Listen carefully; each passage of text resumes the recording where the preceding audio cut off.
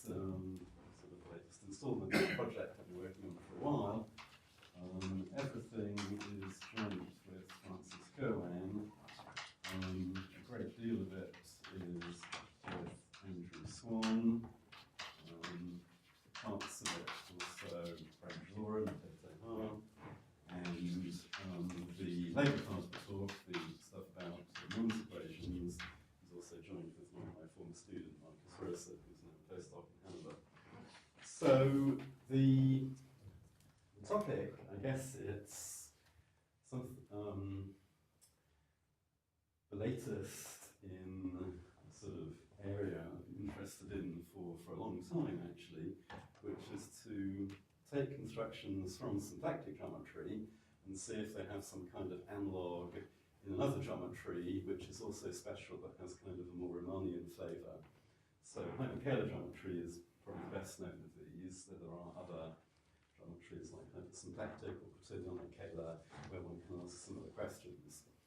And it seems, at first sight, this seems a slightly strange thing to do, because of course in symplectic geometry you have a Darboux theorem that says that sort of locally everything is standard, whereas of course as soon as you start to have a Riemannian metric, that's no longer true because the curvature tensor gives you a lot of local information. Metrics are not obviously locally standard. However, it's quite remarkable how much symplectic geometry of the kind which one might sort of call roughly moment map geometry does in fact carry over on some level to these other kinds of geometries. So an early example, of course, is the hyperkahler quotient of Hitchin-Carl Lindstrom and Rocek, which is a very powerful method for constructing hyperkahler manifolds, in particular in an infinite dimensional setting, hyperkahler metrics on moduli spaces. And that, of course, was quite directly inspired by the quotient construction in symplectic geometry. Okay, so let me start by sort of reviewing the background from symplectic geometry and the idea of symplectic implosion. So this goes back to a paper by Berman,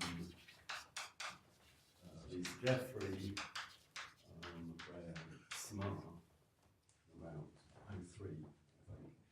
So, roughly speaking, this is an idealization construction in symplectic geometry. So the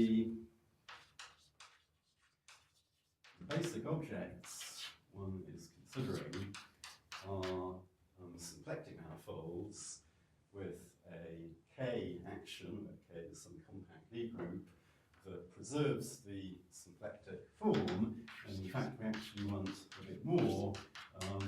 We want this to be actually a Hamiltonian action, so there should be the moment map is K equivariant, and just satisfies the usual properties of moment maps. So of course, it's just a circle action.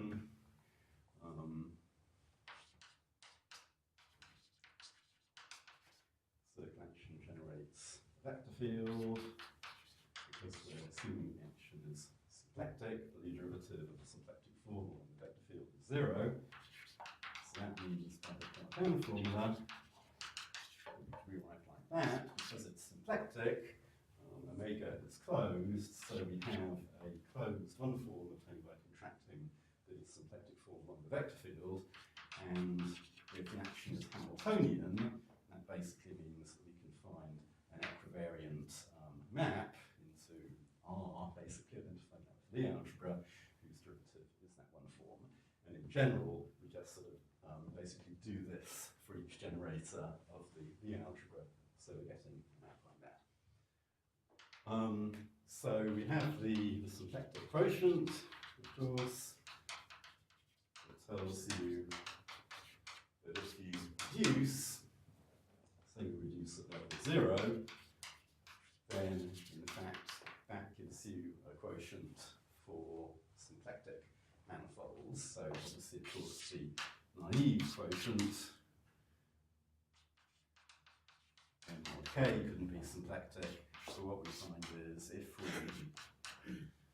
restrict to the 0 level set, then the degeneracies of the form restricted to the 0 level set are exactly the directions tangent to the group orbit, so we kill those by constituting quotient. So this is a symplectic manifold when it's smooth, as it will be for a K action in general. You can give it the structure of a symplectic stratified space. Examples of symplectic manifolds.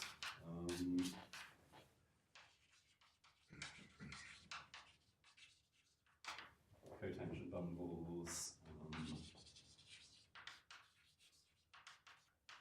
co-adjoint orbits of compact Lie groups. I haven't chosen those examples at random because they will come up in the hyperkahler story, because there are hyperkahler analogs of those, which will be very important for us. The co-adjoint orbits are important because this is reduction at level 0. Now, more generally, of course, you could replace that with reduction of any central element. The equivariance means that we can still form that quotient.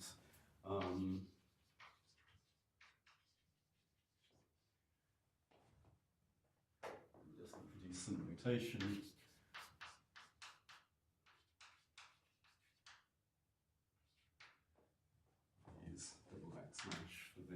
For that symplectic reduction at level 0. What did you write there in small? So I just wrote 0 for the level set, comma, simp. With a slightly unfortunate notational thing, but of course it's also standard to use double backslash for GIT quotients, and GIT quotients are going to come up, of course, later in this talk.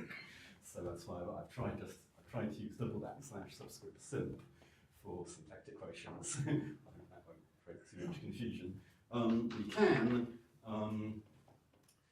figure out how to reduce as a general non-central element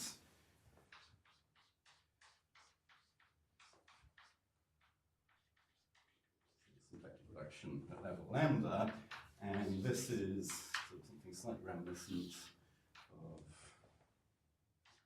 minus lambda. Slightly reminiscent of something that will come up later in the talk. We cross the M with the co-adjoint orbits through minus lambda, say, in the dual of the Lie algebra, and then we reduce that to 0, which we know how to do by K acting diagonally. So what does that mean? Well, the moment map for co-adjoint orbit is just the inclusion into the dual of the Lie algebra. So our mu equals 0 condition, that's saying the moment map for M minus plus x is 0 modulo the diagonal action of K. Now, of course, because that's a homogeneous symplectic manifold, and for semi-simple groups, those are essentially the homogeneous Hamiltonian manifolds, I can move this guy to minus lambda. So what I have is mu of m equals lambda, and what do I have left? Well, the remaining K freedom is that.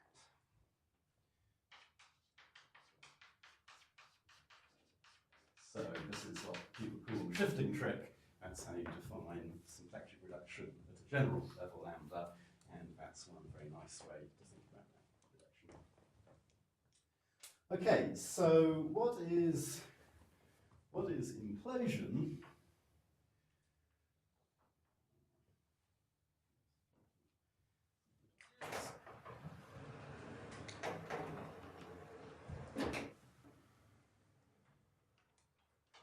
Implosion, as I said, is an idealization construction.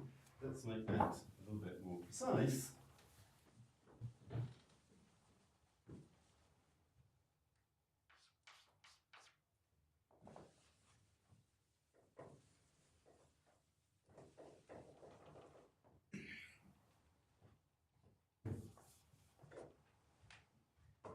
If we have a manifold like that, Hamiltonian manifold K action, the implosion is supposed to be a space with a T action such that the reductions, and I hope people will forgive me if I now drop the subscript simp, because I don't want to keep on using that. I hope it'll be clear from the context when this means symplectic quotient, when it means a GIT quotient, such that the symplectic quotient of the original manifold by k at level lambda should be the symplectic quotient by the maximal torus T of the new space at level lambda for lambda in the closed positive large chamber. So in that sense, implosion abelianizes the situation. The symplectic reduction of the new space by the maximal torus at various lambdas should coincide with the symplectic reductions of the old space by k. So that's the sense in which it abelianizes. Now, the nice thing is, which is kind of a running theme throughout the subject, is that essentially there's only one space that you have to figure this out for, or that Gilman and Jeffrey Samar figured it out for, and that is the cotangent bundle of k. And the cotangent bundle is one of the standard examples of symplectic manifolds. If you're looking at symplectic manifolds with action of k, somehow the cotangent bundle of k plays a sort of universal role in theory. So Andrew, Yeah. Are you saying there's a manifold of MM such that each time there's a k action that works, or is that MM depend on okay, k? so the original data is M with a k action, Okay. and we produce that guy out of it. So everything is with an action. And in fact, as will emerge, in most cases, this is actually not smooth. So somehow, singularities are a price you're paying for the abelianization. So I hope that will emerge a little bit later. So the key example is imploding the cotangent bundle.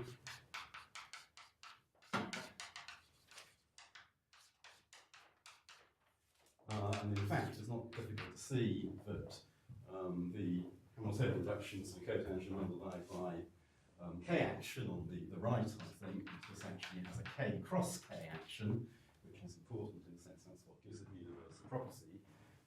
That reduction is O lambda, the co-adjoint orbit. So what the implosion of T star k is, we want something whose reductions by toral action will give you the co-adjoint orbits. And we're imploding, say, the right action of k. We still have a residual action on the left by k. And it's that residual left action which enables us to then define implosion for a general space, assuming that we've done that. And this is sort of slightly reminiscent of the shifting trick. Suppose you have a Hamiltonian manifold with k action. What you do is you cross it with the universal implosion, the implosion of T star k, k cross T action, and then you reduce that at level 0, I guess, by the diagonal k action, so you get something out with a T action. So you can sort of even phrase that a little bit more categorically in terms of, I guess, a category whose objects are groups and whose arrows between them are spaces, just the appropriate actions, sort of in the spirit of more Hyperkahler. So the key point here is, once you can implode the universal example T star k, then you can implode any Hamiltonian k manifold. So what Gilman and Jeffrey Samar had to do was figure out how you implode T star k. So, as often in symplectic geometry, there are two very different ways of thinking about that.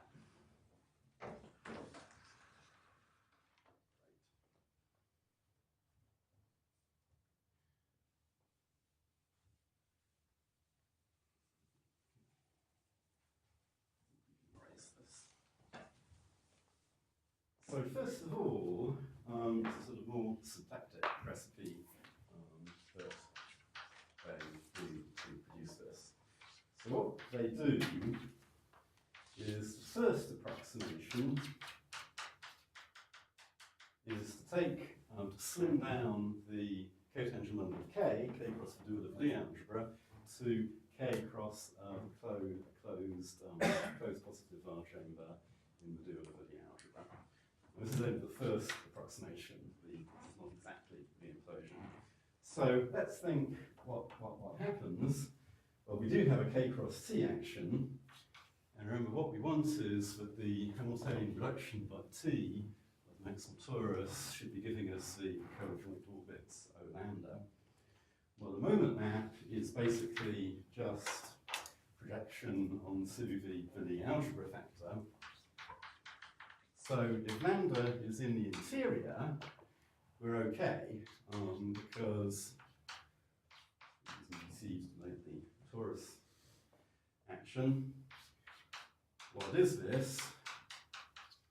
Well, so at the moment map's just projections, so the associated level set lambda is just K cross lambda modulo T, which is K mod T, which is O lambda, because lambda is in the interior of the Lie chamber, so its stabilizer is exactly the maximum torus. So in fact we are getting the maximum torus.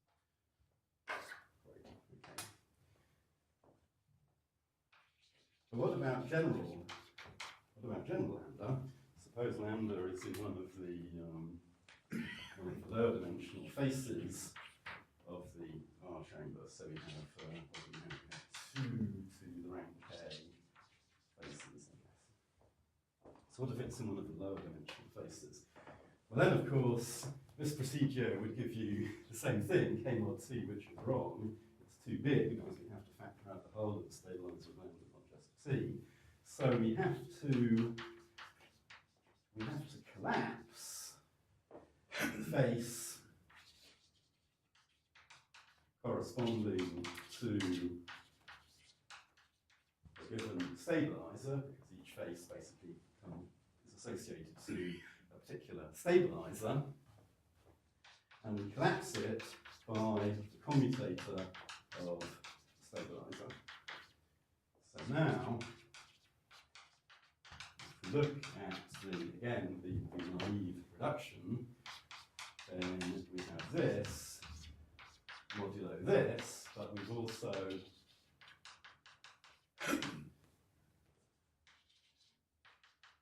collapsed by the commutator, and the overall result is that we collapse by that, which is O lambda, which is correct. So that's the correct procedure. You have to start off with this object, and then you perform various collapsings on the faces, and you get the correct thing. So this gives you, in a suitable sense, a stratified symplectic space, not in general smooth. Okay, so let me make that a little bit more concrete by working out the lowest dimensional non-trivial example. The only problem is that this is slightly misleading, and that the lowest dimensional example actually gives you something smooth, which is actually rather atypical. So that's the only small problem with this.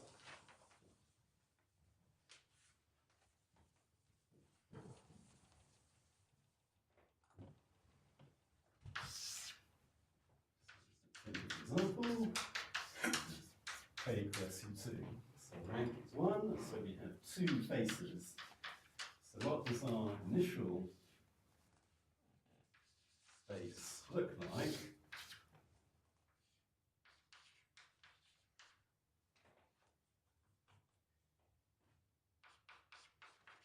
You have top face, and you have bottom face. So what do we do? Well, observe, and this is kind of the key point, which comes up in the paired situation as well, that in the interior, there's no collapsing. In fact, this is actually so important, I should probably write that. In the interior, top face, there's no collapsing because the stabilizer is not some torus, the stabilizer is abelian, so the commutator subgroup is trivial. So collapsing is only something that happens with the lower dimensional faces. So what we're going to do, we're going to leave the top stratum, SU2 across the open ray, unchanged. We're just going to collapse the bottom stratum, SU2 cross 0.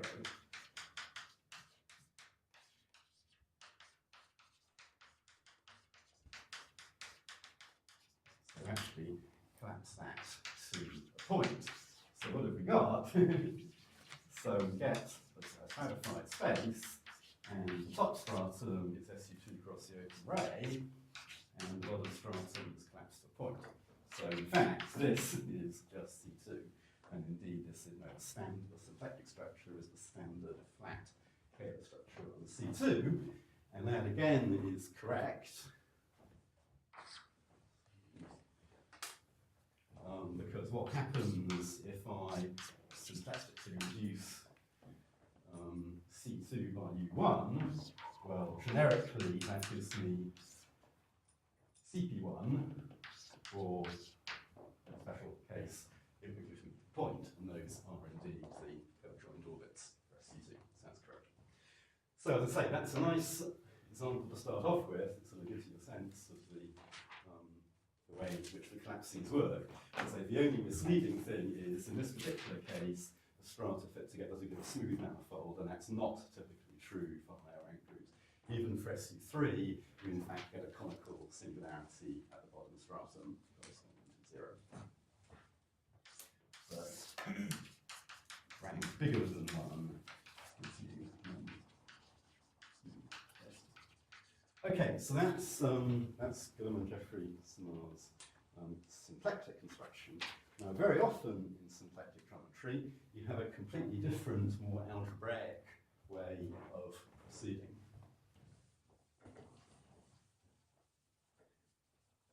And that is true here.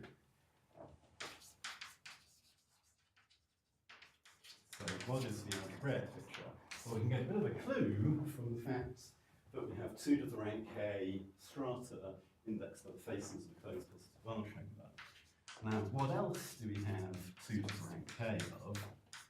Let's think now algebraically. We have 2 to the rank k standard parabolic subgroups in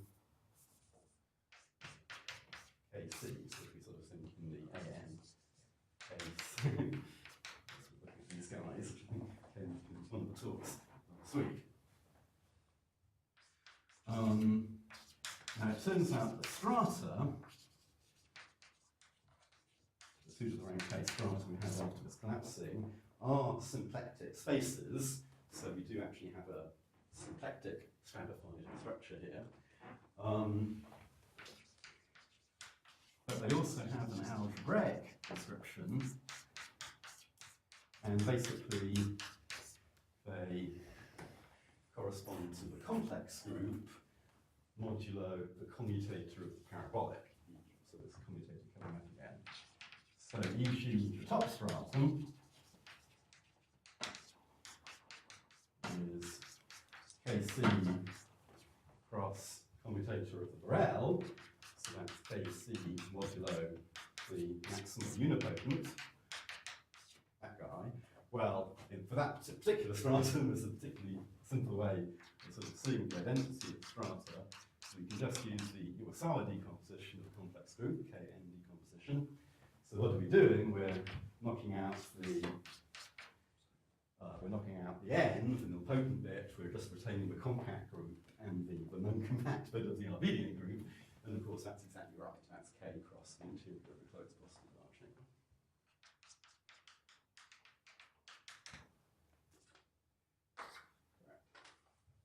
Okay, but this works in general. So we actually have, alongside the symplectic description of the strata, we have an algebraic description of the strata. And perhaps let's just very quickly work out what happens in the lowest rank case.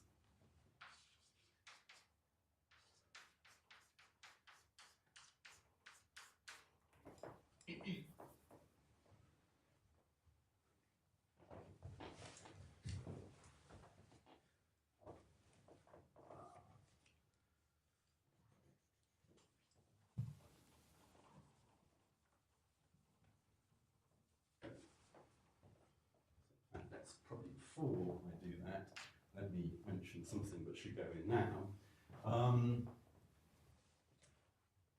This algebraic description here is just stratum by stratum, sort of piecewise thing. There's actually, and this is sort of a central sort of part of the subject, there's a global algebraic way of doing this, thinking about this. So in fact,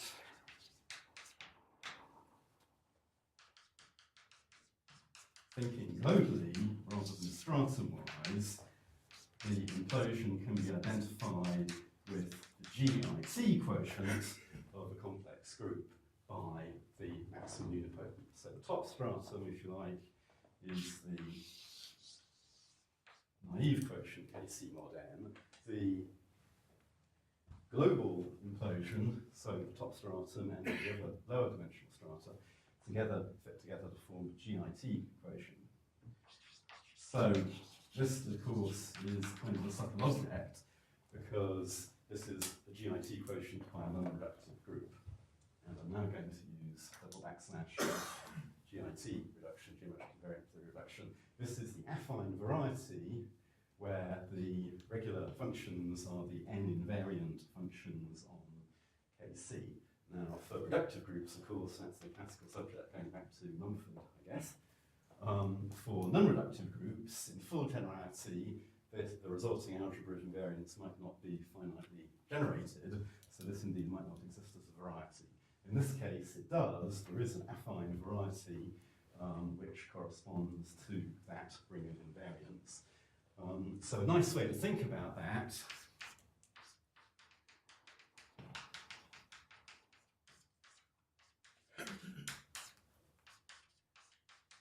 is sort of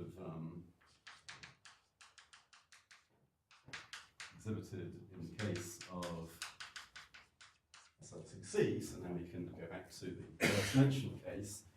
What are the invariants for that action? In fact, it's just freely generated by those two guys. So the GIT reduction is C2, that coincides with what we had there, symplectic conversion. What are strata viewed algebraically? Well, let's rub that off. The top stratum, which was that guy, of course, is C2 minus 0, and then the bottom stratum, of course, was just 0. So we can think about this, and this is a nice way to think about these things. This is, if you like, the affine completion of the non-affine naive quotient. And that's kind of typical behavior in this game. The naive quotient is some non-affine variety. The GIT quotient is an affine completion of that, gotten by adding in these lower dimensional strata corresponding to higher products. So before you start any of this, you have to choose positive roots or positive file chamber. Correct. Yes. And if you were to make a different change, it doesn't look like it'd be easy at all to relate the two pictures. Is there any sense in which it makes sense without making choices like that? I'd have to think about that. That is a good question. I don't know. I think I'd have to go back to their paper to. Somehow it shouldn't. Oh, okay, sorry. I would have to get back to you on that actually with the choice and that choice involved. Shouldn't you call this simply algebra geometric quotient rather than GIT quotient? Well, yeah, okay. Question of taste, I guess. Yes. I mean, it's. You don't in the sense that you don't choose any line bundles here. Right. Okay. Sure. Yeah. We can think of it either way. Okay. So you have an algebraic interpretation in general, or is it just these group examples that really connect? Yes. I mean, if you want to implode the general space, this is a universal example. If you want to implode the general space with is kahler, I guess, then you could interpret that again algebraically as a quotient by them. Yeah. So it's not just the universal example that has this algebraic picture. That's something that carries over to the general story. Okay, so that's enough about the symplectic background, which is all due to Philip and Jeffrey's Samar. We were interested, of course, in the hyperkahler analog, if there is one of this, and to a considerable extent there is. So we're now, of course, are thinking of having a triple of Kahler forms associated to a triple of complex structures ijk, all parallel with respect to a metric and satisfying the quaternion relations. The whole number is reduced to the symplectic group. So remember, in the symplectic case, a couple of canonical examples were cotangent bundles and co-adjoint orbits. Relevant examples here, co-adjoint orbits in the complex group.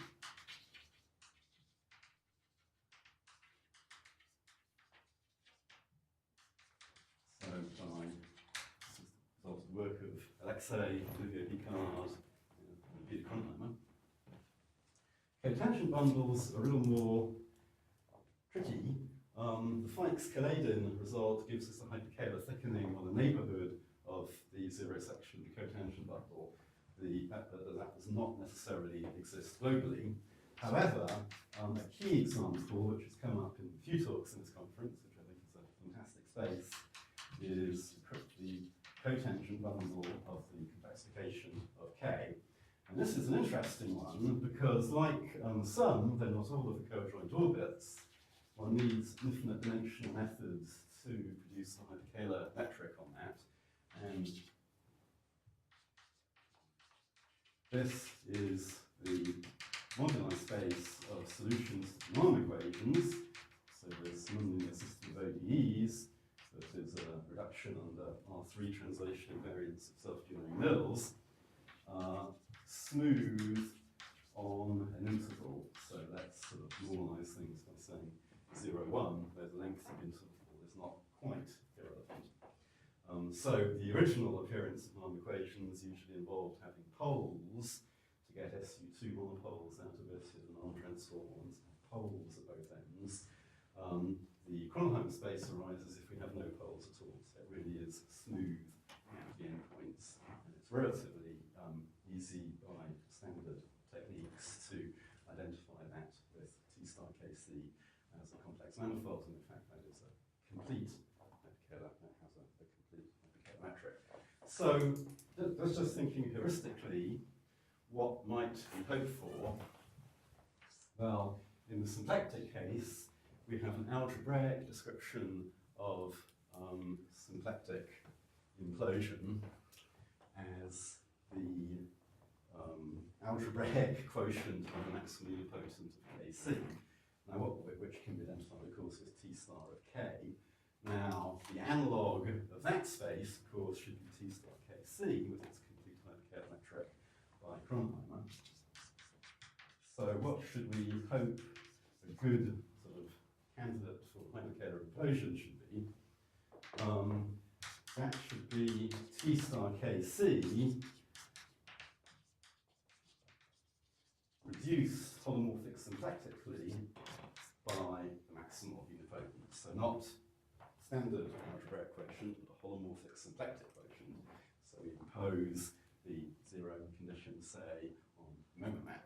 Now, holomorphically, if you just sort of pick a complex structure and look for the holomorphic symplectic structure is just the standard cotangent bundle structure. The hyperkahler structure is much more subtle, but the holomorphic symplectic structure is the standard one. So what would this be? Well, you could think about this, if you like, as cutting down the algebra bit from the whole B algebra to the opposite Borel. It's probably better to think of that as n annihilator, but we could choose an inner product and think of it like that. And then take the algebraic quotient of that by n. So that would be a sort of candidate for hyperkahler implosion. Now you'd sort of hope that this would have some properties that are somewhat analogous to the symplectic implosion, but there'd be a torus action and reductions of torus action. Reductions of torus action should give, well, not quite co-adjoint orbits anymore, but perhaps closures of co-adjoint orbits, the constant variety. So, in fact, a certain amount of that can be done.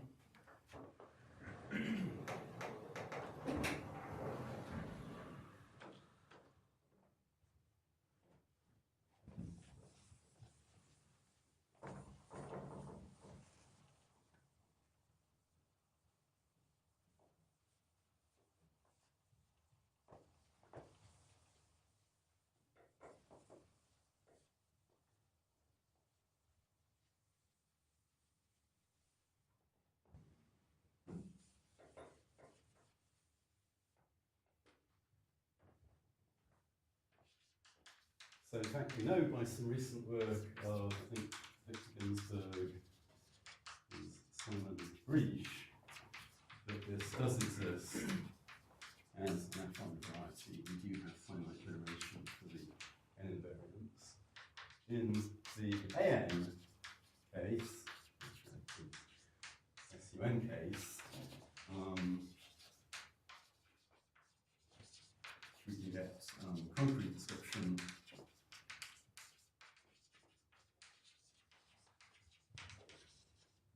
quivers, and in fact also gives a quiver model for the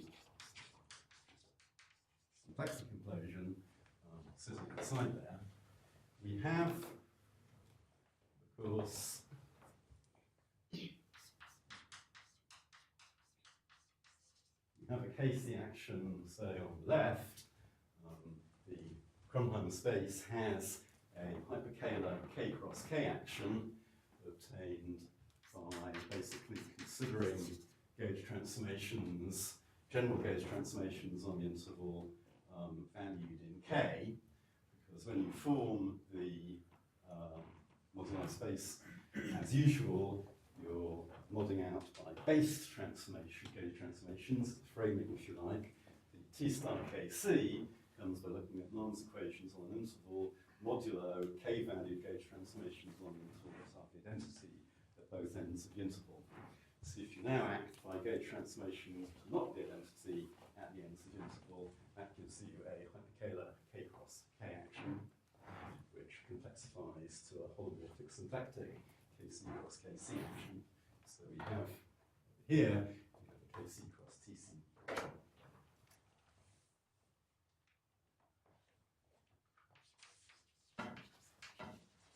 Analogous to behavior in the symplectic case, the more naive quotient, if you like, Kc cross Labrel, naive quotiented by n, sits inside the quiver space, basically by imposing a certain subjectivity condition on some of the maps in the quiver. So I'm a little bit confused. So B is not the Borel that contains N, it's the No, opposite. this is the opposite Borel. And so the action? Yes, it might be, well, okay, if you, perhaps better to think of it like that. I mean, we can make an identification if you like. So this guy, again, can be thought of as an affine completion of a non-affine variety. And this links in with the Springer resolution, if you like. Suppose I wanted to reduce at level 0, what could we do? Well, we could cut the Borel down to the unipotent, obviously at level 0, and mod out by the B instead of the N by putting it in the torus action. And that would be not the nilpotent variety on the nose, closure of the regular orbit, it would be a Springer resolution of that. So if you like, one way of thinking about the difference between that space and the correct space, if you like, is we're getting not the Springer resolution of the nilpotent variety, but the nilpotent variety itself, as we expect. effect. Okay, so to finish off perhaps, let's think a little bit about the possible norm description of this. So, motivation for this, we'd like to think more about getting a kind of concrete description to groups other than SUM. Sorry, how smooth was this last? So, yes, again, so how smooth? How smooth, yeah. So this guy is again just a stratified space, rather than not a smooth variety. So again, yes, this is not going to be smooth in general. Yeah, it'll just be some kind of stratified space. Is it relatively easy just to see, let's say in the case of SU3, just to do a, that's presumably the first one where you see. Yes, I haven't actually worked out what that is as a variety, but yeah. For SU2, it will just be H2 again, so it's smoothing the SU2 case, but I wouldn't expect that. No, I mean, it's certainly not going to be smooth for higher rank, because in fact, the symplectic implosion we can get as a fixed point set. But you always see the old implosion inside this? Yes, we do actually, yes, So- as a fixed point. Yeah, so in fact, there's one thing we didn't mention is there's an SO3 action that's rotating rather than hyperkahler on the norm moduli space, and there's an S1 rotating action that one has there, so we can get the symplectic implosion as a fixed point set, basically. So that's why for higher rank this thing can't. So when you say in terms of quivers, what does it mean? To get the symplectic implosion, just take the beta maps to be 0, and I can just retain the. So it's in a quiver variety. Right, the symplectic. If you're in the SUM case, you get a quiver model for the symplectic implosion in the SUM case. So recently we've been doing some work on a sort of NARM model for this, which in principle works for more general compact Lie groups. So the coadjoint orbits in KC or KC dual can be obtained by the work of Alexei, Picard, and Kronheimer as spaces of NARM data on the path line, but at infinity, infinity has some kind of extension, but not. So this, the limiting stuff is a Cuban triple, and then lower down the expansion, you have an SU2 triple, SU2 into the complex algebra, and these guys commute with tau. So these guys, if you like, live in the linear algebra C of the common centralizer of tau 1, tau 2, tau 3.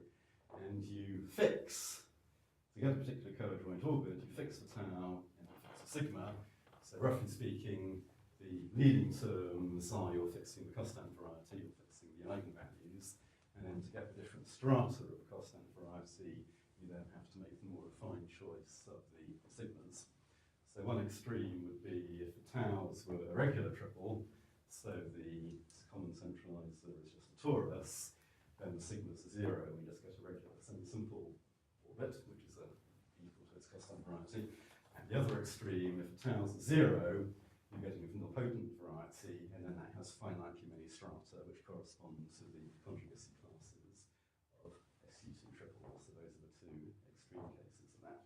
But there, you're always fixing tau, you're fixing the taus, and you're fixing the sigmas.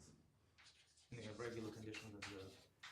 Right. Yeah. So it's so this is just sort of the large T case. I'm not saying this is true everywhere. But things are regular at T equals 0. Yeah. This is just large T. So they are actually smooth on the whole way. That's just giving you the large T behavior. So to construct a sort of model of the implosion using NARM data, we need to work with varying tau in a fixed Cartesian. So we fix the Cartesian algebra, but we're looking at varying triples, tau, and varying sigmas within that. So, for example, that means that the usual sort of L2 star metric that one wants to use is no longer going to be available, it's no longer going to be finite. But there is a metric that Roger introduced, a pseudo-metric, that has one of the better properties. And it turns out, if we sort of take a leaf out of the symplectic book, so remember in the symplectic case, you're looking at K across the closed positive R chamber, and then you are performing certain collapsings face by face. So you're collapsing a face corresponding to a given choice of centralizer of lambda. We are modding out by the commutator of the centralizer. So you can do a similar thing here. You can stratify by common centralizer of a triple, and now Roger's metric becomes finite on strata. And basically the picture is that we can view the stratification, if you like, as, rather informally speaking, so we collapse. You can take all of these sets of non-data together, and we can collapse by gauge transformations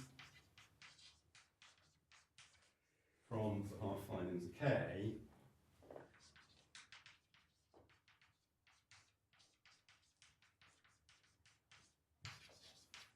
that lie in centralizer, so this is the commutator of centralizer of tau at infinity if we're in that stratum. So we stratify it, and then we perform various collapsings dependent on which stratum we're in, just as we do in the symplectic case. And obviously, of course, one has to specify, be more specific about what we actually mean by lying in that group at infinity, but one can do that. So in fact, you do get a picture which is quite analogous to the symplectic picture, but using norm data.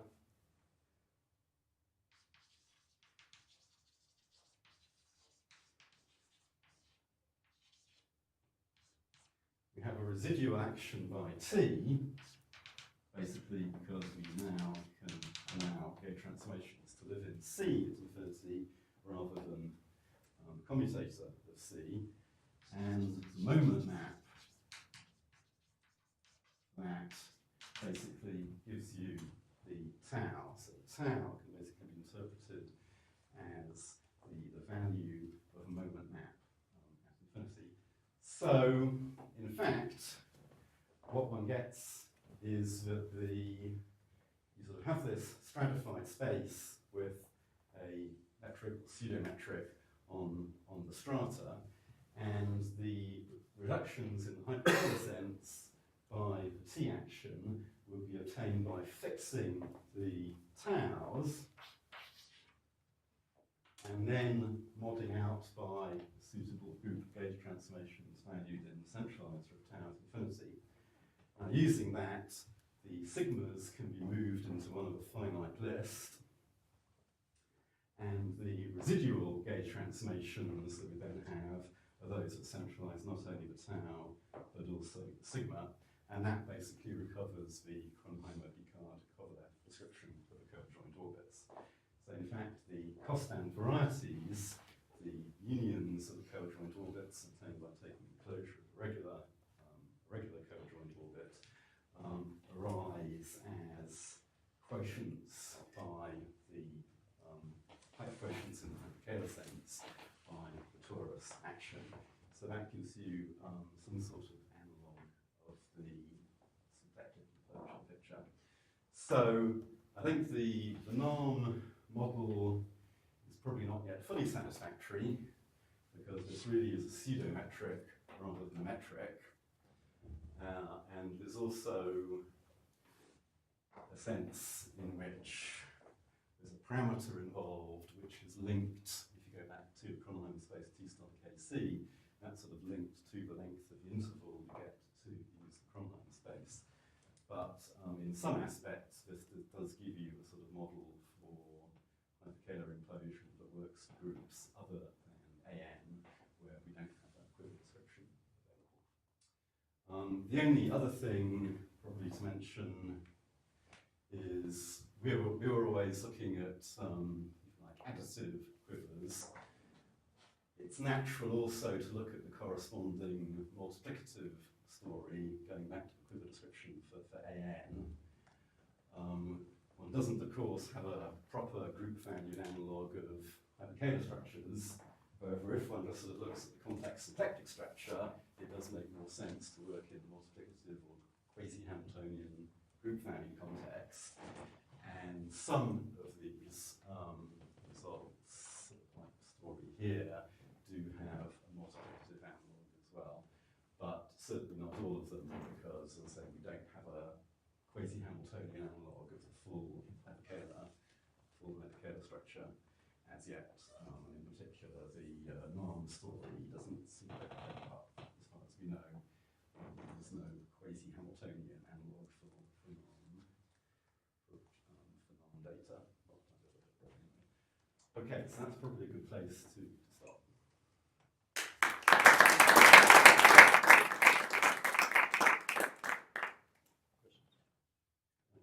How do you compare, I mean, how does the stratification you end up with in the quaternionic picture compare with the stratification you had in the original implosion? Are the straight N one-to-one correspondence? You do get, yes, so you do get things indexed by parabolics. So you do get, as well as that guy, I'm not sure what the best way to write this is, but probably better to use annihilator. You do get those kind of objects coming in. But also the SO3 action plays a role here. So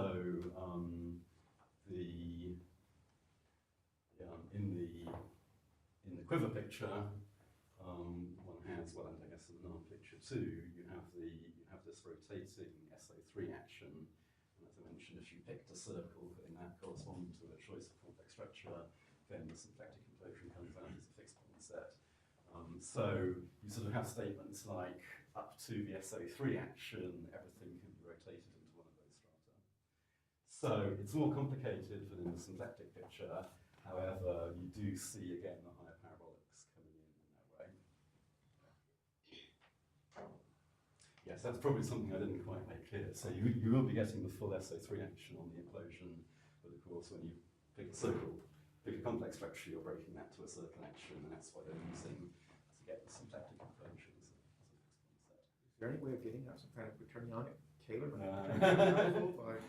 I'm trying to think of this as a swan bundle or something? Or? Yes, that's a good point. I mean, it's an interesting question. And usually, of course, with norm-type moduli spaces, you don't have a hyperkahler potential. But of course, for nilpotent orbits, you do. Maybe a swan bundle, right? Before you push it by the total size. Yeah, no, it could be. But over, of course, something will come back. Yeah. But it still could be interesting, I mean, especially. No, yeah, that's, I think one should look to see if it's the right kind of SO3 action to get some hyperkahler potential, you're right. Of course, nilpotent orbits, that is okay, even though for the chronoline space, say T star Kc, that wouldn't have a hyperkahler potential, so that was the wrong kind of SO3 action for this construction. For this, but for the orbits, I Yes. think it will be, For even if you orbits, include yeah. all the orbits. Yeah. No, that's a good point. One should think about whether the swan bundle comes into this. Which would presumably be some sort of quaternionic Kahler version of this.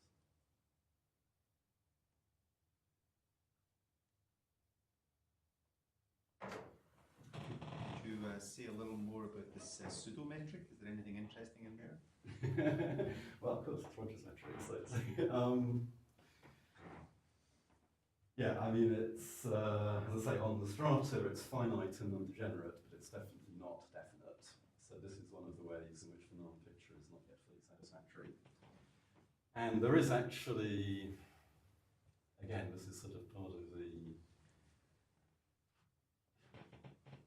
sort of, probably something that's not, that we should understand a bit better. The Cronheim space is norm data on a finite interval. The complex coadjoint orbits are norm data on infinite intervals. So it's kind of a bit of a tension between the two, where there probably is a way which we haven't discovered of seeing the two in a more unified context. The problem with the Cronheim space is, as I say, that the length of interval on which you put the norm data is not entirely irrelevant. So, for example, if we call our implosion Q these norm data, then you can cross that with the Cronheim space and hyperkahler reduced by K, and that almost gives you Q except the parameter in the metric shifts. And that's sort of roughly saying, because we're working on norm data of a fixed finite interval or the length 0 interval, which is exactly actually the problem that comes up in the more Takakawa attempt to construct a category with hyperkahler manifolds with reactions. The construction works fine holomorphic symplectically, but it doesn't quite work on the hyperkahler level.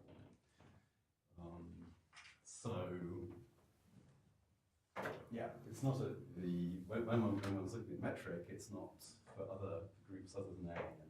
It's not a perfect picture, let's say.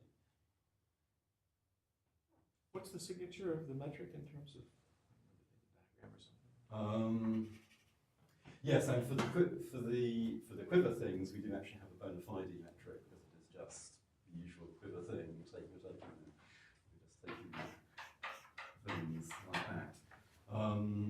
This one, well, I'm not sure. And we did actually we produced some directions to show it was not definite, shall we say. But you think it's non-degenerate on the Hawk scale? Well, on a suitable space, yes. Suitable directions, yeah. It was really, I guess, the thing that sort of really got us interested in this was the result that it's finite when restricted to that stratum. If you stratify by centralizers, which of course was not obvious, but the calculations of sort of moment maps seem to work out